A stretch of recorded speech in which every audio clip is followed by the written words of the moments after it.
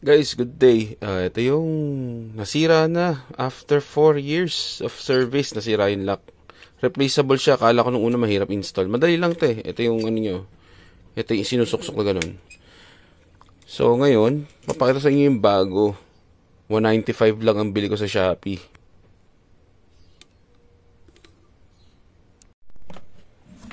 Yun, ayan. Pinalita ko na siya.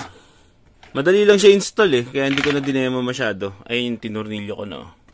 Susuksok mo lang siya dito. Ayan, sinuksok ko lang yan dyan sa loob. Ay, ito na yung bagong lock. 195 sa Shopee.